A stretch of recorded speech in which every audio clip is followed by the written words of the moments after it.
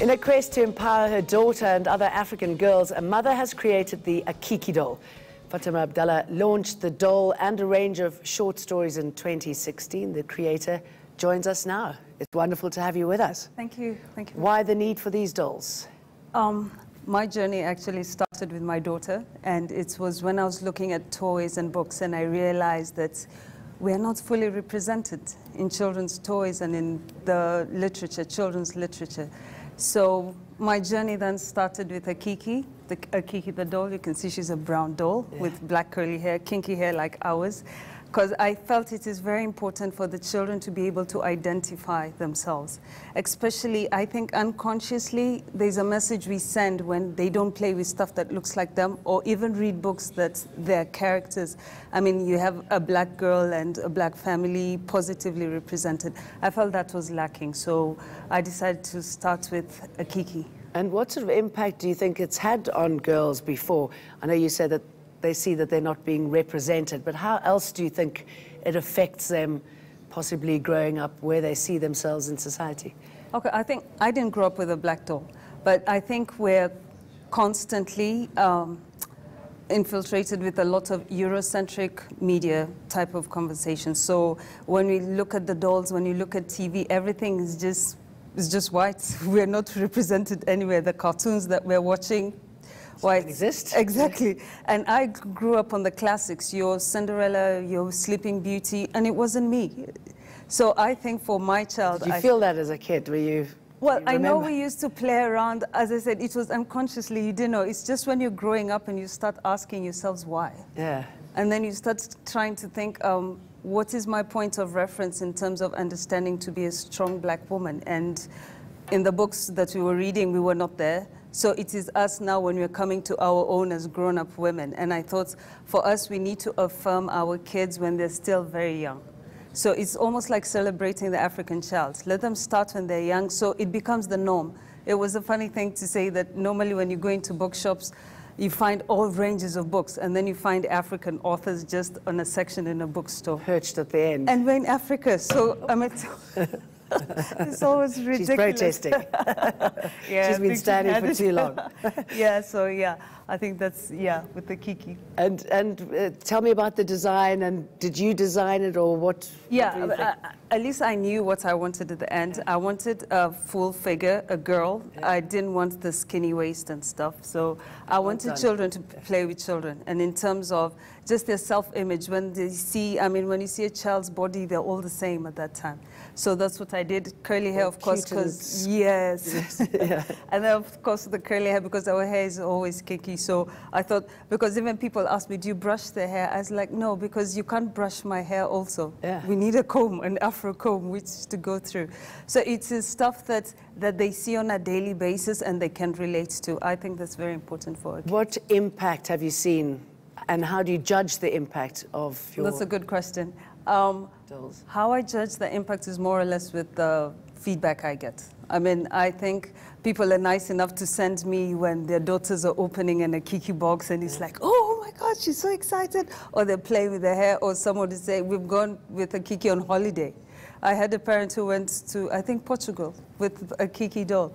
So I thought, no, I think for people, they really appreciate it. And I think also it's about time for us to have, black dolls in the market. And tell me about the name. Akiki means, it's a Swahili word for ruby, the precious stone.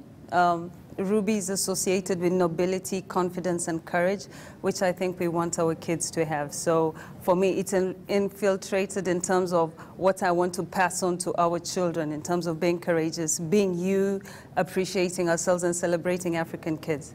And what came first, the doll or the books?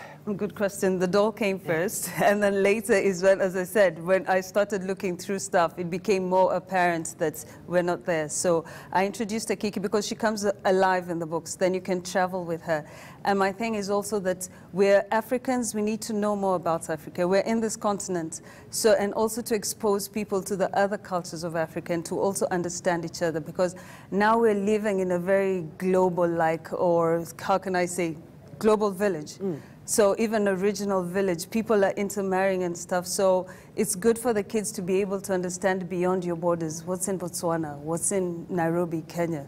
Yeah. So then after that, it exposes possibly you. The less yes, judgmental you'll exactly. And you travel with Akiki as well. And I think when you open your minds, it's a good thing. I mean, with books and reading, I think it opens your mind and you're exposed. You can dream and you can travel. So I think that's very important for the kids. And tell me about the books. What sort of journeys do they go on? Okay, so Akiki has been to Drakensberg. She went camping trip there, and then she's been to Nairobi to visit her grandma and to Botswana as well. I normally say I pay homage to where I come from because my whole family is like a small mini African union. My husband is from Botswana, I'm from Nairobi, and we live in South Africa. So, yeah, the new way. Yeah, that's what I'm saying. It is. So for the kids also, they need to understand, especially when you go to Botswana, what is it that you do there? What do they eat? Because I think sometimes when people don't understand, then they're very afraid and they're judgmental.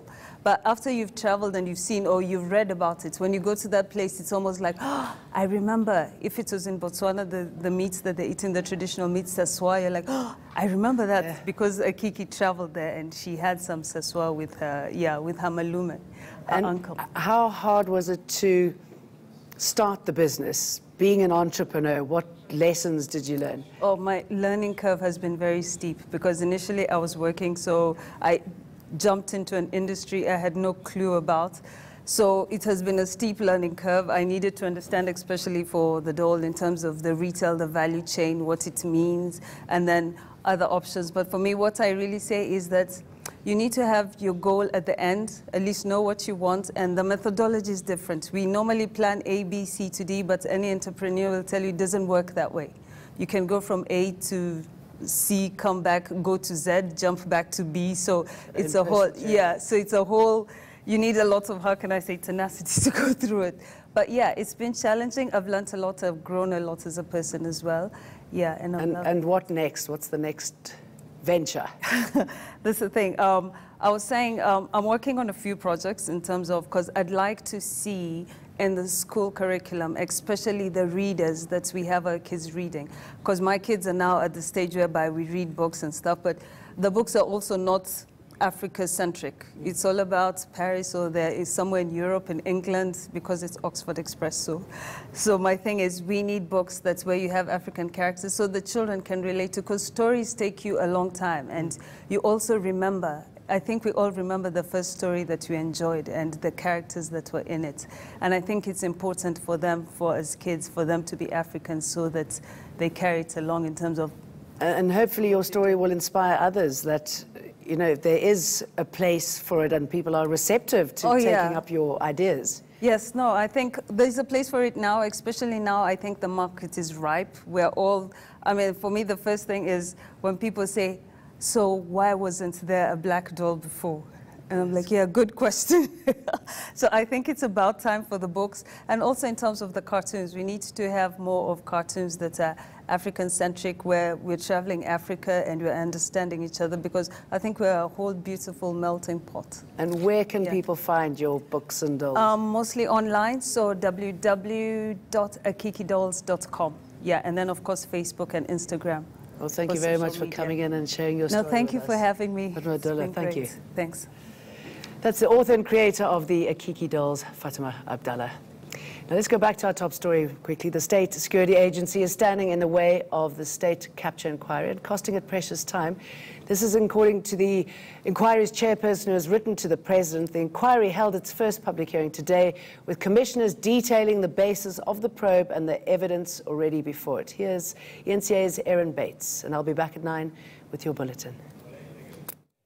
The inquiry into state capture has over 120 boxes of paperwork.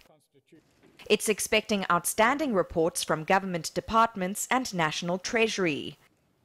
And in the last 3 months, the State Security Agency has barely lifted a finger. This, says the Commission chairperson, has cost the inquiry a lot of time. And the President knows about it. Previously, he had indicated to me that if there were challenges, I should approach him. I did write to the President, and that was at the beginning of August. I think the letter was dated 1st of August. That letter was delivered. At this stage, or as of Thursday, the report I got was that there is not much that the state security agents had done in terms of expediting the security clearance processes. Why exactly the inaction is not clear. Now lawyers for RJ and Rajesh Gupta, former Public Enterprises Minister Lynn Brown, Duduzane Zuma and former President Jacob Zuma want to cross-examine witnesses. They will be entitled to attend, be present and listen to the oral testimony as and when those witnesses testify. They will apply at a moment convenient to them, to you, regarding the privilege of cross-examining any or all of those witnesses. Witnesses Feki Mentor, Mcebisi Jonas and Temba Maseko are set to testify in this round of hearings of between 3 and 6 weeks. Zuma repeatedly sparred with the former public protector over her 2016 report. He challenged its remedial action in the High Court and was dealt a blow in late 2017. Then in January, Zuma announced the Commission of Inquiry now underway. And today, through his lawyer, he's singing a rather different tune. We received the notices on the 3rd of August. And those are notices in relation to Ms. Mentor and Mr. Maseko. And as I said, we've received the other one on Friday. But the issue really that has made this difficult for us is that we have raised questions, and those questions are not just further particulars, it's to obtain certain documents because we want to make a meaningful participation in this process, this very important process. Ndleleni Willie Matebula is expected to be the first witness. Matebula is Treasury's acting chief procurement officer. It's just the beginning. Still ahead, 19 months of slog with possible fireworks if cross-examination is allowed. And then the key question: will the inquiry recommend anyone be criminally charged and tried?